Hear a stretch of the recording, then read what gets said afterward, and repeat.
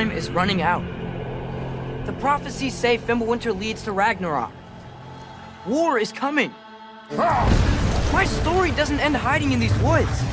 I should be out there, finding out who I am, who Loki is. I will not allow you to pick a fight with gods. I don't want to fight anyone. I just want answers. And if those answers lead to war with Asgard? Maybe that's what Mother wanted. We do not know what Mother wanted. Well, I recognize that dour expression anywhere. Odin's got tricks up his sleeve we haven't dared to consider. What if there was someone who could help us? You mean Tyr, the old god of war in these lands, who is dead? Well, for a dead man, Odin seemed pretty keen on seeing he wasn't found. If he's out there, we gotta find him. Come in. What in all yarns speed that happened to him? We're trying to stop Ragnarok, to help people. And what if the only way to do that is war?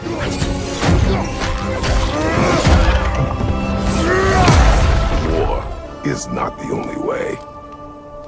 Stop thinking like a father for a moment and start thinking like a general. No!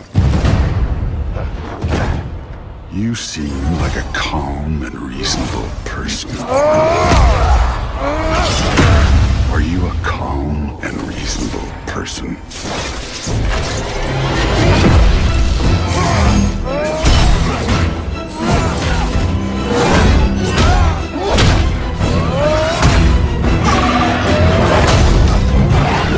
In moments of crisis,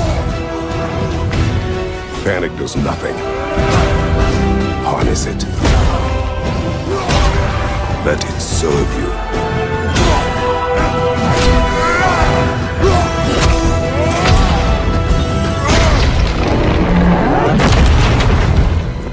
Tyr!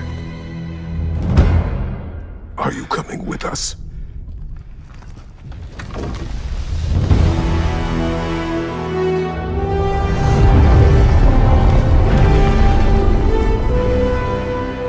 You'll get your answers soon enough. Well, some of them.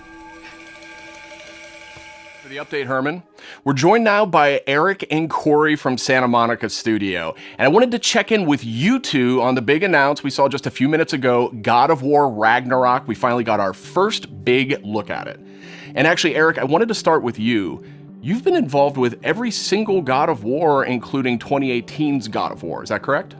Yeah, that's correct, Sid. I've been with the studio since 2004 in many different capacities, working with both Santa Monica and Ready at Dawn on the God of War franchise. And I don't know why, but they thought it'd be a good idea to say, hey, do you want to direct this one? And so that's what I'm doing. I'm directing God of War Ragnarok, or as Corey likes to call it, never heard of it. So that's the update on that. So Eric, why the shift in leadership on God of War Ragnarok? It's always been a tradition here at Santa Monica to change the directors across the games. You know, we've had really good success with that. Corey's been the only repeat director, and, you know, rightfully so. He's pretty damn good at what he does. So that's kind of what it is. The important thing for us is to be able to kind of get a fresh perspective each time, but also, you know, a fresh pair of legs in the sense that you're really exhausted at the end of finishing one of these things. So you got to con somebody else into doing it, like him. So Eric, what aesthetics or themes sort of resonate with you as a creative? I mean, I guess what I'm getting at is like, how do you see yourself leaving your fingerprints on God of War Ragnarok? It's kind of the designer in me wants to answer one way, but as a director, you have to answer a different way. I think you have to learn how to jettison your own profession when you switch over to the director's role, which I'm sure Corey can understand. I mean, he kind of animated a little bit on God of War 2, and we kind of had to throw it all out, except for that sneaky backflip that Kratos has never done again that we left in. But that's the perk of being the director, I guess.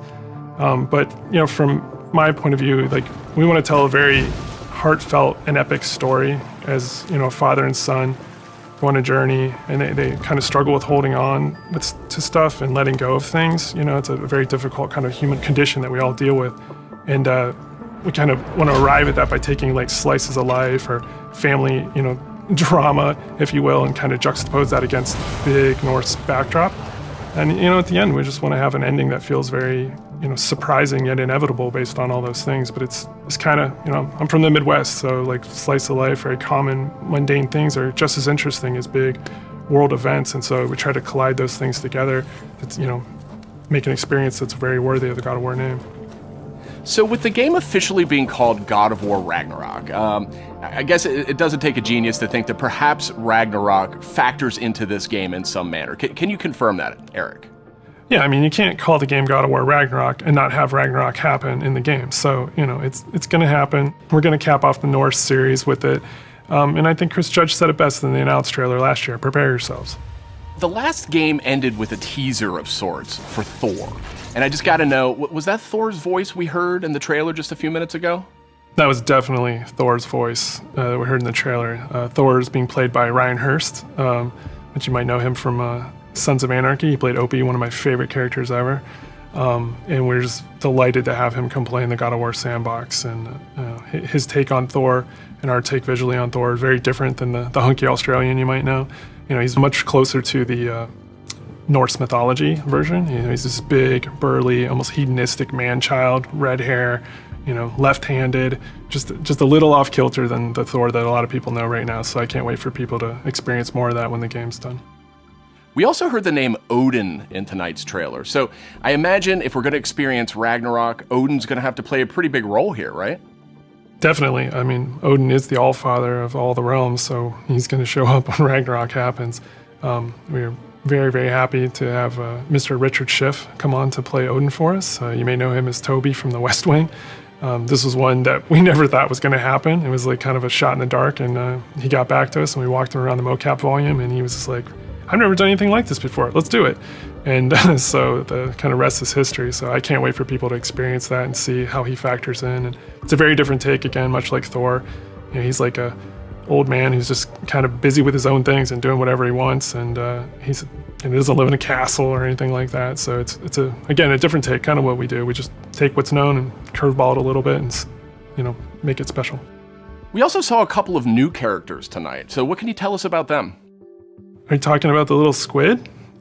Oh no, you're talking about Tyr, the big guy. Yeah, he's the Norse God of War, and Kratos and Atreus have finally found him. We talked a lot about him in 2018, so we were like, well, might as well show him to the people. And then the last character we saw at the trailer, like with the little wink and smile from Angerboda, she's one of the last remaining giants, and her story is pretty amazing and how it fits into the world of God of War. Tyr is being played by Ben Prendergast, who's been completely absorbed in the role, even though he is not a giant as Tyr is. And then Angerboda is being played by Leia De Leon Hayes, who's a complete treasure on set. She's been amazing. Watching her chemistry with the other characters has been amazing. And she's one of the last giants that's living. So we have those characters and a few more. And, there's a lot of different monsters you saw in there. And there's been so many talented people at the studio building this trailer and putting it together. I just want to give a shout out to the team. I love you guys. I wish you could be here doing this interview with me. I wish you were all behind me right now at the studio. That would have been completely amazing. And, lastly, to our fans, we have a saying at the studio that we are fans of our fans. And I cannot wait to watch all the tweets, the messages, the reaction videos that you guys put out, and our team to be able to take that into heart and just get excited and hyped, and then use that to push us through to finish the game for you guys. So thank you very much. Now, Corey, we haven't heard a whole lot out of you here tonight. So now that we know you're not directing God of War Ragnarok, I was hoping maybe you could give us a little clue about what you may or may not be working on next. Oh, you'd like that, wouldn't you? You'd like me to just spill the beans and tell you everything that's going on right now. We're actually doing a bunch of stuff. It's really exciting, all the things that we're doing, and you're tempted to know what is this, but I don't really have anything I can talk about right now specifically, mostly because we're really focused on God of War Ragnarok, that I am incredibly excited that I finally understand that that's what everyone was saying, God of War Ragnarok. I was way off. I was thinking it was something else that they were talking about. I think we'll wait to get any deeper into anything else until later. We'll talk again, Sid. All right. Well, thank you, Corey, and thank you, Eric.